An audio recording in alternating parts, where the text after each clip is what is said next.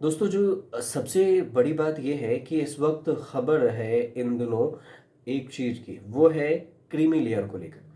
Creamy layer की जो आय सीमा है उसको बढ़ाने की चर्चा हो रही है कि जो क्रीमी लेयर, और इसको लेकर विवाद भी हुआ था। आपको याद होगा 2-3 साल पहले, 2 साल पहले जब विवाद हुआ था लोकसभा चुनाव से पहले, कि क्रीमी लेयर की जो आय लिमिट है उसको कम था। और जब इस पर सुप्रीम कोर्ट ने टिप्पणी की थी, तो सुप्रीम कोर्ट ने कहा था कि क्रीमी लेयर की कैटेगरी से जो भी लोग हैं उनको हटाकर फिल्टर्ड किया जाए, एससी एसटी में भी क्रीमी लेयर को लगाया जाए जिस तरह ओबीसी में है। तो विवाद हुआ था कि एससी एसटी में अभी उस लायक ही नहीं है कि क्रीमी लेयर में इसमें से छाटे जाएंगे, जबकि सुप्रीम कोर्ट की टिप्पणी सही थी। एससी एसटी में भी कुछ लोग ऐसे हैं जो लाखों में उनकी सैलरी है और अपने बच्चे को अब भी आरक्षण के हिसाब से ही आगे बढ़ा रहे हैं, जबकि जो गरीब तबके हैं एससी एसटी में, उनको क्रीमी लेयर में की वजह से फायदा ही नहीं मिल पा रहा है। तो ये सुप्रीम कोर्ट का टिप्पणी था। हालांकि विवाद हुआ तो फिर मामला शांत में पड़ गया, ठंडे बस्ते में। लेकिन अब सरकार ये कर रही है कि क्रीमी लेयर की जो आय सीमा है उसको बढ़ाने की तैयारी कर रही है। मोदी सरकार ने साफ कह दिया है कि 2017 में आखिरी बार इस पर फैसला हुआ था, तो अब हम इसको स्पष्ट रूप से इसके आय को बढ़ाएंगे। तो इसकी आय सीमा बढ़ेगी, इसके पक्ष में जो अति पिछड़ा आरक्षण के क्रीमी लेयर की आय सीमा बढ़ाने के पक्ष में तो मोदी सरकार स्पष्ट रूप से कहा है। लेकिन केंद्र सरकार की यह फैसला ऐसे समय में है जब आय सीमा को 8 साल पहले आखिरी बार अपडेट किया गया था, जबकि अब तक इसे 2 बार बदल दिया जाना चाहिए था, जबकि नहीं बदला गया। वर्तमान में क्रीमी लेयर के लिए सालाना आय की जो सीमा है वो 8 लाख रुपए है, जिनमें ओबीसी परिवारों की आय इस सीमा से ज्यादा होती है, जिन्हें सरकारी शिक्षण संस्थानों नौकरियों में आरक्षण का लाभ नहीं मिलता, जिनके 8 लाख आय सीमा है। अब सोचिए कि ज्यादातर में से जो भी आपको नेता लीडर आपको दिखते होंगे, क्या आपको लगता है कि 8 लाख उनके आय नहीं होगी? बिल्कुल ऐसा नहीं होगा। लेकिन बावजूद ये लोग क्रीमी लेयर के कैटेगरी में खुद को नहीं रखना चाहते ताकि इनको फ़ायदा मिलते रहे, इनके बच्चे को भी फ़ायदा मिलते रहे। ये साफ बात है।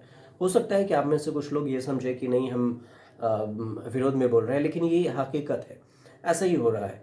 लेकिन जो उससे नीचे तबके के लोग हैं उनको फ़ायदा नहीं मिल पा रहा है। अब क्यों आय सीमा बढ़ाने के पक्ष में नहीं है सरकार, इसको भी समझिए। केंद्र सरकार का मानना ये है कि आय सीमा बढ़ाने से ओबीसी वर्ग के कुछ ही लोग फायदा उठा पाएंगे, जबकि गरीब ओबीसी वर्ग के लिए आगे बढ़ने की राह मुश्किल हो जाएगी। कम आय सीमा रखने से अमीर ओबीसी वर्ग के जो लोग हैं बाहर हो जाते हैं और गरीब ओबीसी वर्ग के लोगों को आरक्षण का लाभ मिलने में आसानी होगी। इसलिए सरकार 7 से 8 साल हो गया और नहीं बढ़ाई है, 7 साल के करीब में।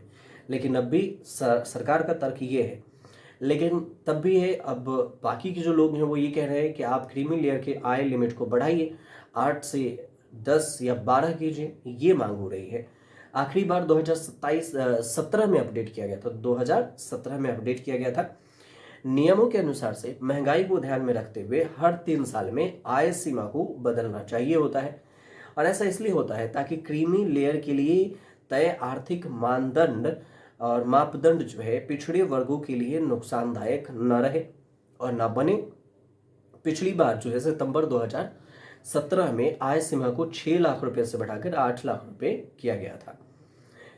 इसके बाद 2020 में और 2023 में इसे बदलना था, लेकिन सरकार ने इस मामले में कोई अगला कदम उठाया नहीं, इतना ही रहने दिया कि इससे हमें फायदा नहीं होगा।